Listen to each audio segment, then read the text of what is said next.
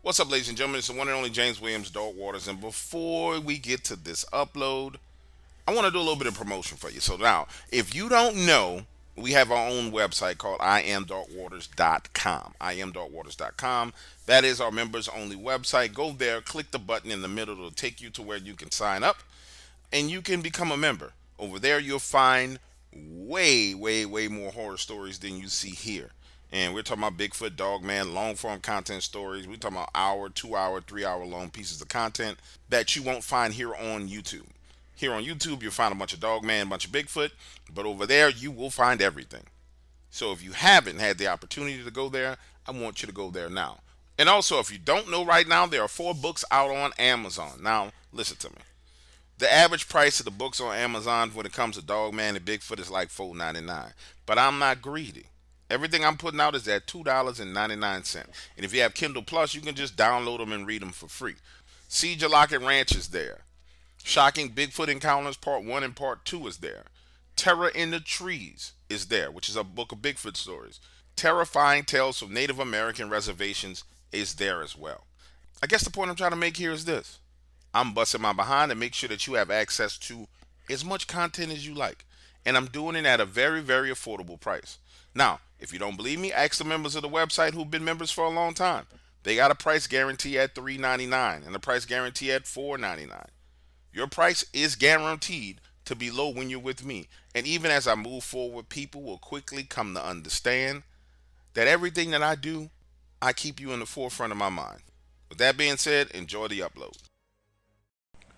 My encounter happened in 2013. I was working for Mississippi Power and Light as a distribution man. I live in Oxford, Mississippi, and work the surrounding area to ensure that both the University of Mississippi and the small towns in the vicinity are kept energized. For the most part, my job was very laid back. However, every now and then we would get a storm system that would roll through the area and devastate the outdated distribution lines. It was a Saturday morning after a 3-day storm system had passed, knocking out power from Oxford, Mississippi to Taylor, Mississippi. Just for your information, transmission lines carry large voltages of power over big distances to substations, and distribution lines carry power from substations to residential homes. The section I was assigned to fix was out of TVA substation that runs along Old Taylor Road. This was a 10-mile stretch of line that supplied power to the small town of Taylor, Mississippi. Anyway, it's Saturday morning. I'm in my bucket truck working a line along Old Taylor Road. I was inside my bucket changing a line insulator when I heard movement in the wood line across the road. I didn't pay much attention to it. I would always hear animals moving around in the woods when I worked. The movement went on for about 5 minutes, moving north to south. The repairs went on all day, and by evening, I was near the small town of Taylor. Let me pause for a minute and share a little bit more information with you. When I repair distribution lines, I do so from an elevated position inside a bucket attached to an extendable arm that lifts me 25 feet in the air. The maximum height it can extend to is 35 feet, something I learned later that night. As darkness fell, I was offered a cup of coffee by one of the locals. His name was Nathan, but he told me to call him Nate. He said that people in the area were nervous and wanted the power back on. When I asked him what people were nervous about, he just changed the subject and insisted that I give him a time when the power would be back on. Realistically, I needed another 3 hours before I could radio back to the substation in Oxford and have them energize the line. I'm not sure why, but I lied to Nate. I told him 2 hours. Maybe it was the fact that he was so panicky when he was talking to me. Anyway, things were uneventful until I got to the south side of the small city of Taylor. I pulled up to a pole, exited the truck, and bam! The minute I got out of the truck, I could feel it. Something was wrong. My hair stood up on my arms. The hairs on my back of my neck stood up. I started to sweat. Something was wrong. I climbed into the bucket, elevated myself, and went to work. Up high in the bucket, I felt safe and began to focus on my job. But then I started hearing sounds, the sounds of footsteps to the north and to the south of me. Keep in mind, I'm elevated 25 feet in the air with the working light. After a few minutes of hearing noises, I decided it was best to turn my light off so I could see what was going on around me. The noises continued, and as my eyes began to adjust to the darkness, I saw what looked like two black figures crossing a road ahead of me. Now, I'm no coward, but under these circumstances, what is a man supposed to do? I sat there and listened and watched as these black figures moved back and forth across the roads and in and out of the wood lines. The only thing I could think to do was to elevate myself higher and wait it out. My radio was inside the truck along with my cell phone, and I was clearly surrounded by something. As I sat there in my bucket, I noticed the power line next to me begin to sway from left to right, but there was no wind. The sway turned into a full swing within a few minutes, which only could happen if someone or something was moving one of the power poles on the line. Now, this really freaked me out. So I stood up in a bucket and stared down the road trying to see the other poles. Like I said, it was dark out, but it looked like something big and black was leaning against one of the poles to the south of me. I needed to see what was going on at this point in time. I took the flare gun out of my emergency kit, loaded a flare, and shot it in the air. No. I must be seeing things. It's been a long day. Hallucinating. I am hallucinating. No. Looking around me, there were amber eyes. 5 sets of 2 to be exact. They were to the north, south, east, and west of me. Also, to the south of me, something huge and black was rubbing its back against the wooden power pole. The eyes all followed the flare as it fell from the sky. I quickly sat down in my bucket, trying to hide myself from view. At this time, I'm panicking. What the f are these things? It's not a bear. It's not a human. I don't know what this is. My mind tried to tell me that it was a person in a black coat. No. This looked like a big wolf standing on 2 legs, rubbing his back on a pole. The next question I asked myself was, how in the hell was I going to get out of here? I had no radio because it's in the truck. I had no cell phone because I left that in the truck. I decided just to sit there and try and wait it out. In an attempt to comfort myself, I said, they don't know you're here. They're just animals. Right? Animals, just animals. Finally, after telling myself over and over that they did not know I was here, they were just animals, I heard what sounded like a small rock hitting the side of my metal bucket. Then another rock hit the bucket. Then another, and then another. And then what sounded like a shower of gravel hitting the bottom of my bucket. Now, I'm panicking again. What the f*** are using me as target practice? I was so afraid, I have to admit, that I pissed my pants. I didn't know what to do. I knew one thing, I wasn't getting down from this damn bucket. I knew another thing, something that looked like a wolf was using my bucket as target practice. So I just sat there. It was so much happening at once. The power line was still shaking. The rocks being thrown in my bucket. Movement everywhere. I couldn't figure out what to do. Then it hit me. I loaded another flare, stood up, and shot it out over the trees into the woods. In the light, I could see 4 of the biggest wolves I ever seen in my life running off following the flare. On the road, just about 35 to 40 feet in front of my truck stood a nightmarish animal. This was a wolf, jet black, 7 to 8 feet tall, 2 pointed ears on the top of its head, standing on its back legs. Its shoulders were massive. Its arms had biceps like a man would. The arms were long, very long, and the claws were like a raccoon's, kind of like a hand, but they were huge. It just stood there as the light from the flare faded and looked at me. I got the sense that this thing was evil, also that it was the leader, and more so that it was pissed that I tricked the others into running into the woods.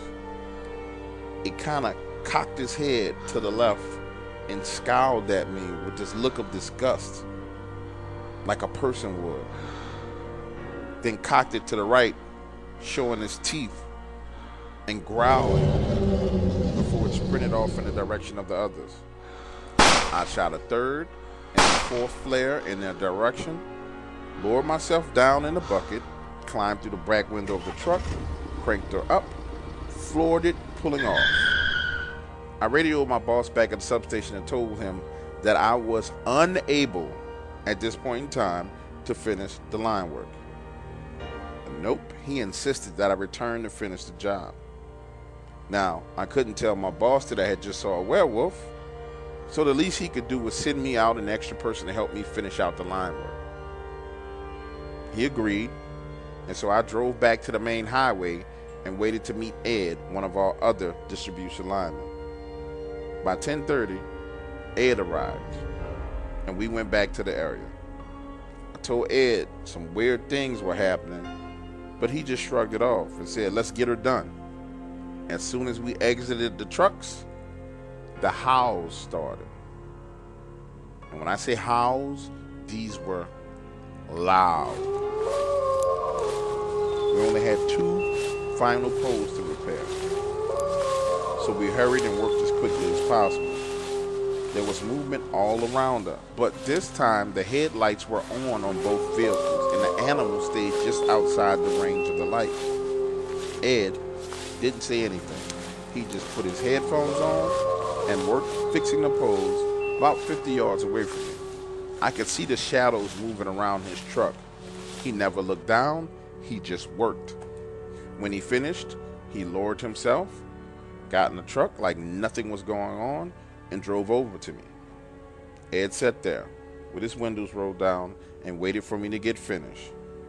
He phoned the substation and had them energize the line. Then he asked me to meet him for coffee back at the substation. When I arrived, he handed me a cup of coffee, looked me square in my eye, and said I should never have been in Taylor at night. He told me about these things called Dogmen, creatures who were half wolf and half man. He said that these things came down out of Tennessee during the summertime and would hunt deer, especially around Sardis Lake and in the Holly Springs National Forest. He seemed to know a hell of a lot about these creatures. He went on to share with me that he was born and raised in Taylor, Mississippi, and that these things had been a problem for years. And he gave me one piece of advice: never go anywhere near Taylor, Mississippi at night.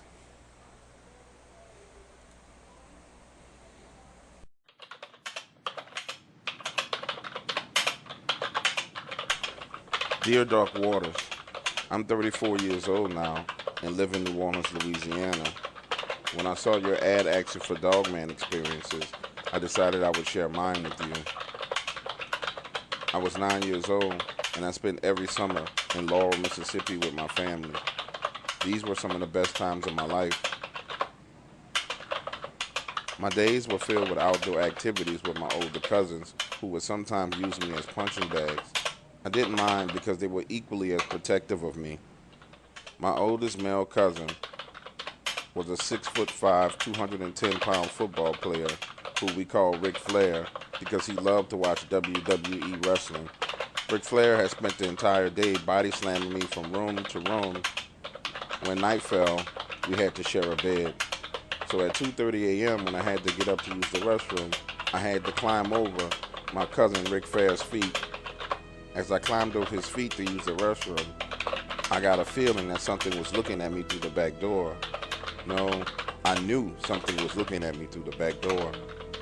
As I turned my head to look, what I saw, initially, I thought was a dream. The door was made of wrought iron metal and had 2 layers of thick plexiglass, one on the front and one on the back. It was a security door. At the top of the door, there was what looked like a wolf's head looking down at me. Like I said, I thought I was dreaming. So I rubbed my eyes, and as my vision became clear, I quickly realized this was no dream. There was a big wolf standing at the door looking at me. From the look of it, its arms were up high, holding onto the side of the wall as it lowered its head down. Initially, I couldn't do anything, so I just sat there and stared at it. What stood out to me the most was the snout and the eyes. The eyes were reflecting this yellowish color. I didn't pay attention to much else, because at this point in time, I realized it was real, and I was in the bed with Ric Flair, so I screamed. And when I say I screamed, I screamed. Ric Flair, my larger cousin, jumps up, throwing me off the bed. Pissed off at me, he looks at me on the floor and says, "What's wrong with you?" I just point to the door, screaming. Keep in mind, at this point in time, Rick's head is closer to the door than mine. He looks back over his head and quickly rolls out of the bed, grabbing me, picking me up, and carrying me to another room. I'm not sure what happened after this, but every male member of my family was woken up, and they all went outside with various shotguns and rifles. An hour passed, and Ric Flair came back in. He picked me up, carried me to the bedroom, tucked me in the bed, and sat next to me in a chair with a shotgun and told me to go to sleep. The next morning at breakfast, I inquisitively asked, what was that thing we saw last night? Ric Flair, whose real name is Frederick, just looked at me. He didn't say a word. He just ate his breakfast, stuffing his mouth full of bacon, and told me let's go outside to play football.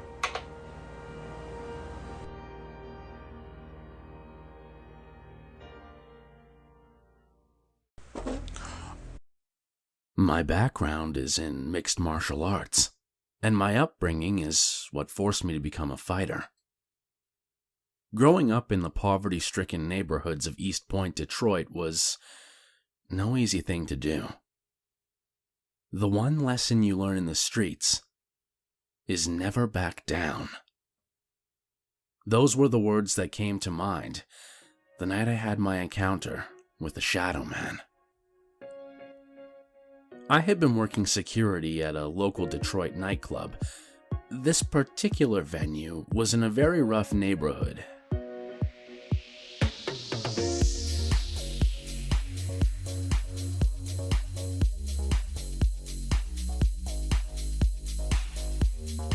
And that night, there were several fights. I was forced to rough up a few people and needed to step outside for a smoke break.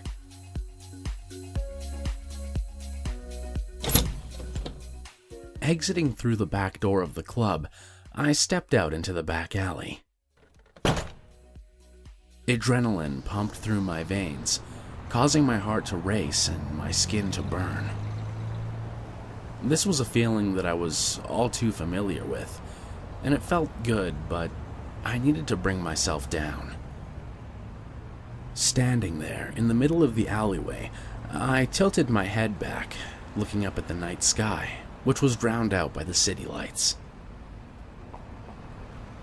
I was just beginning to calm down when I got this intense feeling that someone was watching me. Have you ever been somewhere and felt a person staring directly at you, only to look and realize that someone is looking right at you?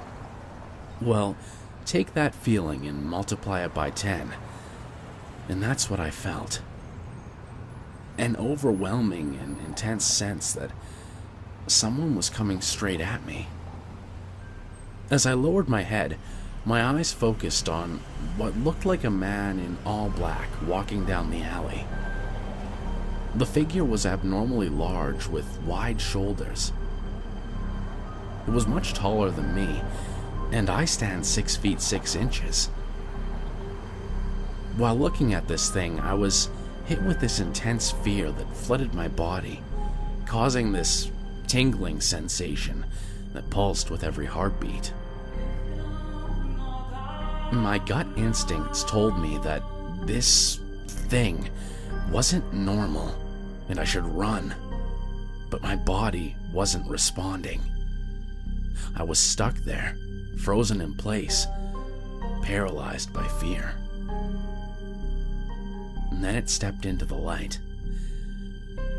And this thing was no man. Yes, it had the shape of a man. It moved like a man would.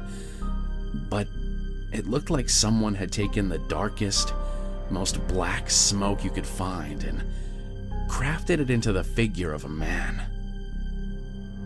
The smoke swirled and twisted inward on itself, almost as if some invisible barrier was holding it all in place. And the motion was slow, deliberate, and it seemed to absorb the light from above. Then this thing began to move forward, towards me, and my fight-or-flight response kicked in. I can still remember the exact thought that ran through my mind at that moment. Never back down. It was drilled into my head over the years from my instructors. Showing fear will only strengthen your opponent. In that same moment, I took a sliding step forward toward that thing and, raising my fist, was preparing for a fight. To my surprise, it retreated, moving backwards swiftly down the alleyway and disappearing. When I get back inside the club, I walked straight to the bar and had a shot of vodka. My mind was completely blown by my first encounter with the Shadow Man. Later, he would return, and I wouldn't fare so well against him.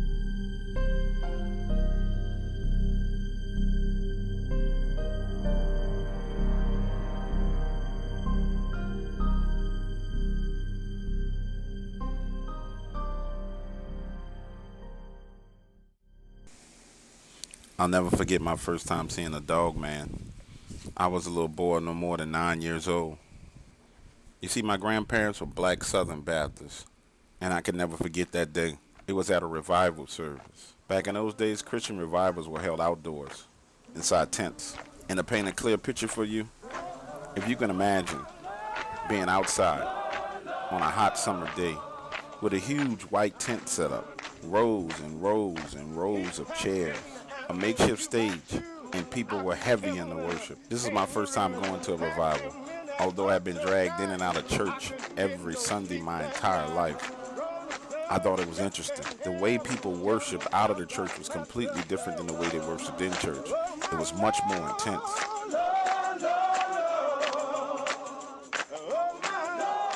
And I could never forget the sounds of that day. The revival had started at about 3 o'clock and had gone on for hours. And right as the sun began to set and the pastor started doing the altar call to save souls, something weird started to happen. From my position on the right-hand side of the back row, I started to hear this strange sound coming from the woods, but I wasn't sure what it was. You could hear it faintly, just above the sound of the singing. Then as the singing and the clapping stopped, I could hear it clearer. Something was growling, and growling loudly.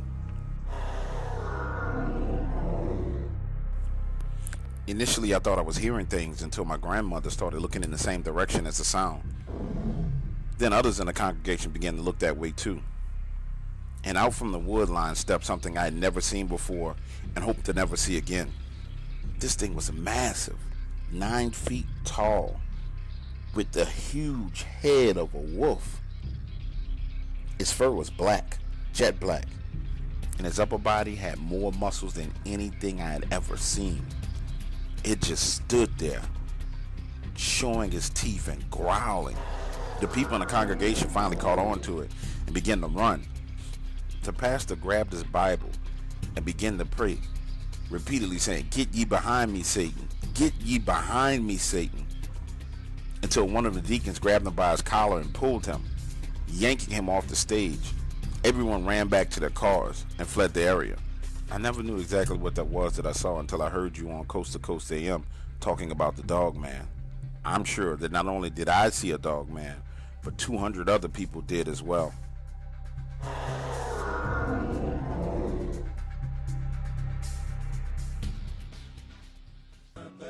My wife and I had lived along the bayous of southeast Louisiana our entire life.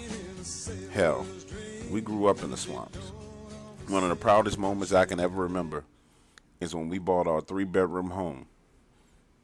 Talk about waterfront property. Our house is directly on a waterway, and we have a front row seat to all of nature's wonders. Since we've been in this house, we've seen a lot of strange things. Alligators on our porch, rabbits and deer running by. But the strangest thing that we've seen over and over again is that around the end of the month, we get a special visitor. You call him Dogman. We call him the rougarou. My wife and I often sit out on the porch and drink coffee late at night, just talking and laughing. And the first time we saw this creature, we thought it was extremely odd.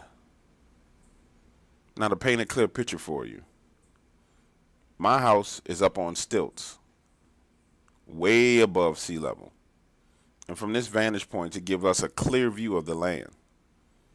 After you walk down my front set of steps, you have about 15 feet before you walk straight into the bayou. There's a landmass across the bayou from our property. And the way we're situated, the bayou kind of forms a T.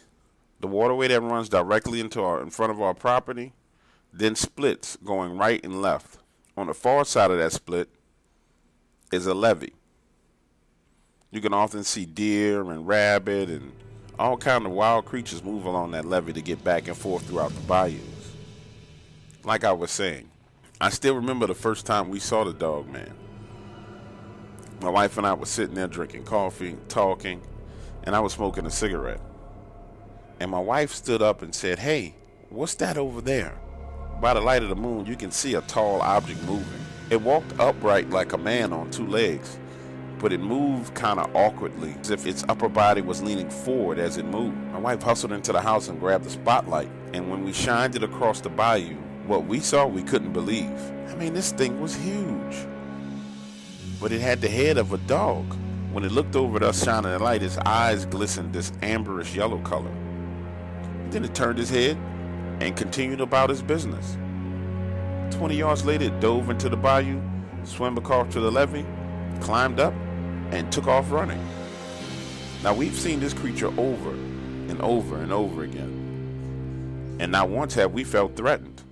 In fact, we just figured it was ignoring us, so it was a part of the wildlife and entertainment for us. That was until one evening my wife had this bright idea of having a house party. Now, house parties on the bayou are not exactly a wine and cheese event. We're talking about LSU football, Budweiser, cigarettes, whiskey, shotguns, screaming and talking loud. It's a party. And since we're out here on the bayous, there's no neighbors close by to complain to the cops. That night, my wife and I had been out on the porch talking. David, one of my co-workers, was there for the party. He had been shooting my shotgun all day long. He wasn't shooting at anything particular. More than anything, he was shooting just for the hell of it. Well, as night came, we all moved inside and left David out on the porch, beer in his left hand and shotgun in his right. And as my wife and I stood around talking in the kitchen, entertaining our guests, Dave came rushing into the front door, grabbed a box of shotgun shells, and hauled it back outside. At first, I thought nothing of it. I just figured he was going to waste another $12 box of shotgun shells. Next thing you know, he's blasting away. Shot after shot after shot. It sounded like World War II was going on outside of my house. My wife looked me in the eye and said, "Go take that gun from Dave before he does something stupid." And when I walked out of the front door, that's when I realized what he was doing. Our friend, the rougarou, was passing by just as he normally did. And for whatever crazy reason, David got scared or whatever was going on, but he started shooting at it. Now, keep in mind, this thing had been passing by our house for the past 12 to 18 months and never once came anywhere close. Now as I looked across the bayou, it was walking directly towards us. I looked at David and said, "Man, what are you doing?" He was like, "You act like you don't see that monster over there." I said, "Of course I see it. Why are you shooting at it? It's a monster." We began to tussle a bit as I tried to take the shotgun away from him, which caught the attention of everybody inside the house. And they all came rushing out to the front porch. Now, while I'm attempting to take this loaded shotgun from Dave, who's had over 15 beers, my wife is constantly hitting me on the back saying, "It's coming this way. It's coming this way." After about 3 to 4 minutes of pushing and shoving, I finally was able to wrestle the shotgun from his grip.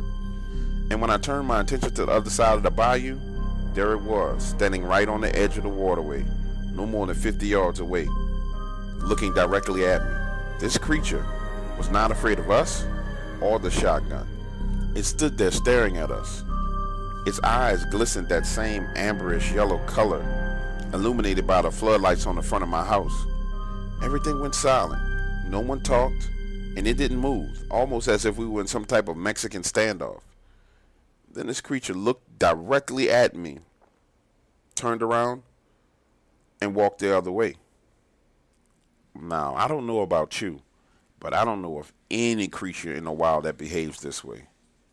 Since that night, we've seen it multiple times, and it's never come back near our house again. Part of me feels like we have this unspoken understanding with this creature. We'll leave it alone as long as it leaves us alone. And I intend to maintain that same understanding, because I would never want this thing coming in my house to get me.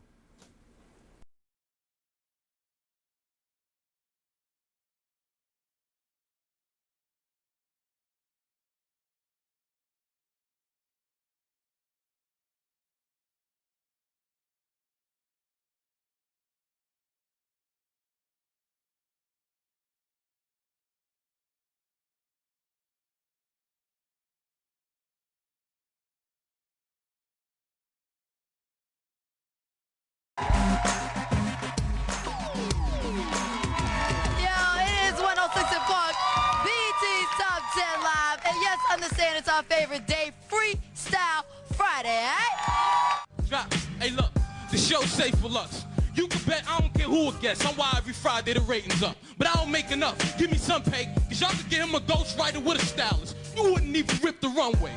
Baby mama and big mama's in full house. Resident like the president. You don't know when to pull out. It's all about how polished you get. We don't care if you thirsty. Swallow your spit. You probably thought this was the right idea. We hit the light switch. Hype shift. This is where it looked like the fight fix. Tight fist. Beat you with the hand that I write with. Punch lines that remind Rodney King of the nightsticks. So summertime was one of the greatest times of my life as a youngster. My brother Eric and I would always go swimming. And there was this small lake near our house. But in all actuality, I think you would probably call it more of a pond than a lake. It really was no deeper than 15 feet, and at times the water would evaporate, and it would be as little as 8 feet of water there. Now, we had been swimming there every summer up until my 15th birthday. And I will absolutely never forget what happened this particular day, because it happened the day after my 15th birthday. E-Money is what my brother forced me to call him in those days. And for the record, my brother swore to God he was a battle rapper from Harlem, even though he and I were two white boys from Plano, Texas. And man, was he funny back in those days. I still remember his favorite battle rapper was this guy named Loaded Lux. He would watch this BET rap battle every day and just drive me and my mother completely insane. And the craziest thing of it all is, nobody else in my family even listens to rap music but E-Money. We get up in the morning, he's practicing his battle rhymes in the mirror.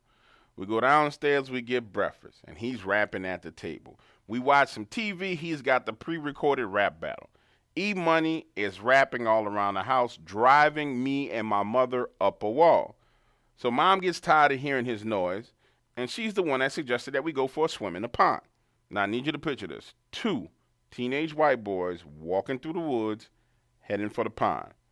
My brother, who to this day is still the most eccentric personality that I know, is straight up performing a rap concert as we walk in.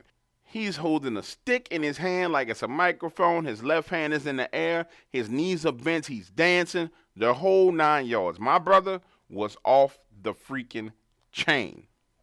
And as for me, I'm walking next to him and I'm dying laughing because this dude is short a few screws.